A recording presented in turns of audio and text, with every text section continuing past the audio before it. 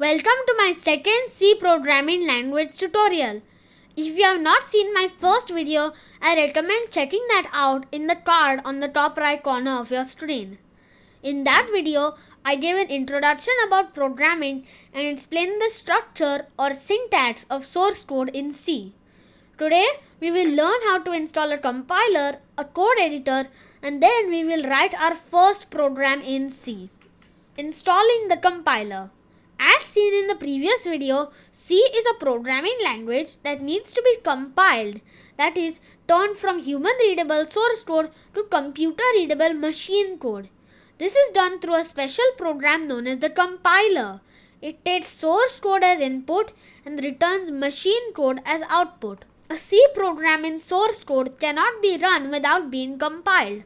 The compiler needs to be on the computer and thus needs to be installed. However, the installation of the compiler depends on the operating system of the computer. So let's take a look at the different operating systems and how to install the compiler. If you are on Linux, the GCC compiler is already installed and thus the GCC command will already work for you. All you need to do is open the terminal and type GCC space -- version. Then press enter. If you get an output, you are good to go. This output represents the version of GCC installed on the computer. If you are on Mac OS, you should run the command xcode-select space -- install in the terminal. A dialog box will pop up. Click on install and then agree to the license agreement.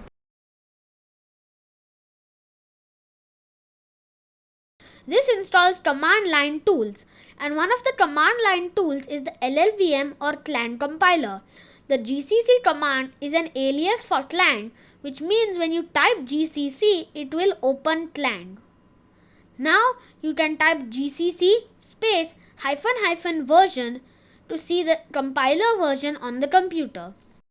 Now on Windows, there is no such thing as Xcode and GCC does not come as a Windows exe file app. Thus, to use a compiler, you need to install another app.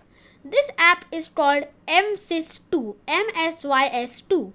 It is a package which contains many developer tools, including the GCC compiler. To install the compiler, open the MSys2 website linked in the description. Scroll down to the installation section and click on the exe file name to download it. This will download a setup file. When you open the setup file, you will see a welcome screen. Then click next. The next screen will show the installation directory. Keep this in mind. By default, the installation directory is set to C:\\MSys64. Follow the install prompts and then when it is finished installing, make sure the Run MSys2 checkbox is enabled before clicking Finish. Now, a terminal window will open. This is MSys2 bash, not the command prompt. Now copy this command in the description, right-click, click Paste and press Enter. This command installs the GCC compiler. Accept the default number of packages in the toolchain group by pressing enter. If you get asked to proceed with installation, type Y. Now wait for some time, check on the progress of the installation and eventually GCC will be installed. Now search for environment variables in the search bar and click on Edit Environment Variables for your account. Under User Variables, select Path and click Edit. Now click New and add your installation directory. By default C:\\MSys64 followed by \ucrt64 \bin. This will allow you to use GCC with any terminal, not just MSys2 bash. This will help in using GCC with our code editor, which we will install later. Now open your command prompt and type GCC space -- version and press enter. It should work. It works in the command prompt because you have added the MSys2 directory into the path environment variable. Now let us move on to the next section. Installing a code editor. We have a compiler now. This means we can write C code. We can use a program like Notepad or Microsoft Word to write the C source code. However, it is difficult to write code in Notepad or Word because it will not show you the errors in the code. It may spoil formatting and display of the code, and it does not have autocomplete, which may increase the risk of typos. Thus, we need a code editor. A code editor underlines the errors in the code, keeps formatting of code intact and pretty, and has autocomplete. We are going to use Visual Studio Code. It is one of the best code editors available today.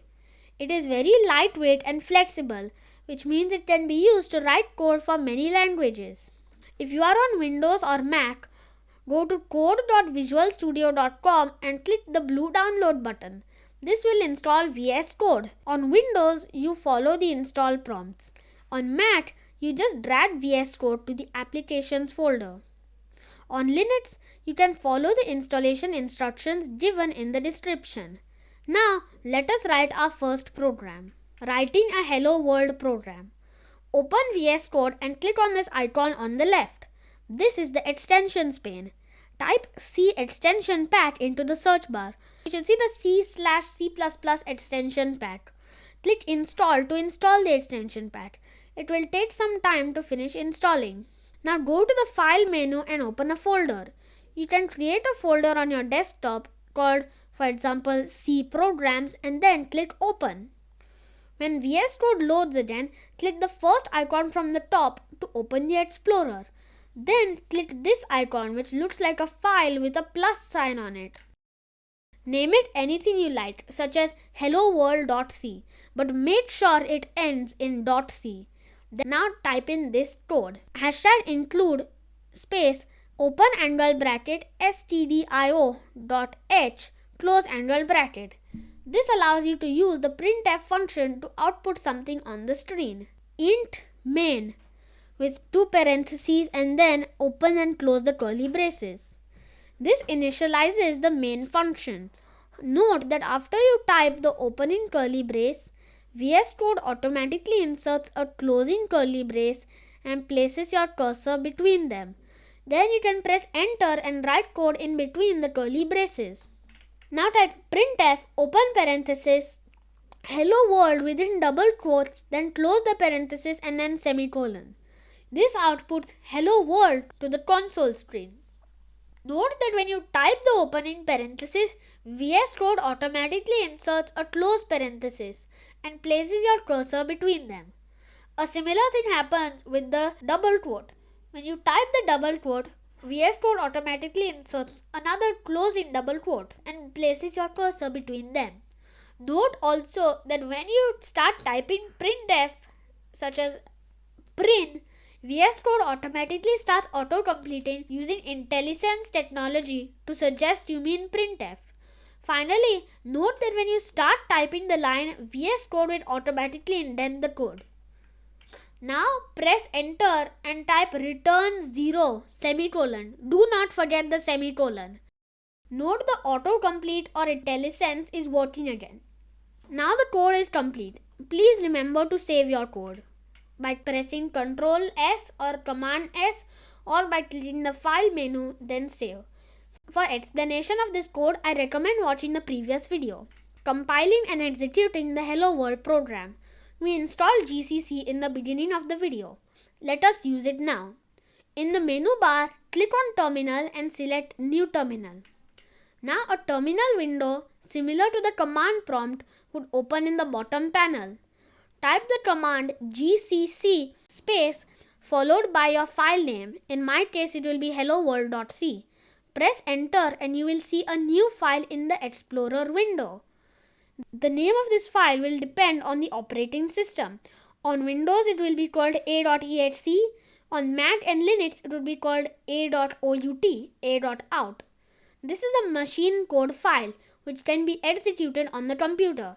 To execute the file, type ./a.exe on Windows and ./a.out on Mac or Linux. Press enter and you will see Hello World. That is exactly what you told the computer to do using the printf statement. Congratulations, you have successfully written, compiled and executed your first C program. Now change the words hello world in the printf statement to I like bananas. Now if you execute the file using .a.exe or .a.out, you will still get hello world because the file was not recompiled. Thus, to get an updated output, you should compile it again using gcc followed by the file name. Now if you run .a.exe or .a.out, you get I like bananas on the screen instead of hello world. Now if you don't like the name a.exe or a.out for the machine code file name, you can change the name of the file to a different name using the -o flag. For example, instead of saying gcc hello world.c, which will give a machine code file named a.exe or a.out, you can say gcc hello world.c space -o space hello world.exe, which will produce a machine code file named hello world.exe. Note, on Windows, this machine code file name must end with .exe for it to be executable. On Mac and Linux, it mustn't end with .exe. I'm on a Mac, so here I'm saving the file as banana world without the .exe. It will still run. Now you know how to install the compiler and code editor, how to write a C program, and how to compile and execute the program using the terminal. In the next video, we will learn about variables in C and how to use them. See you next time. Bye.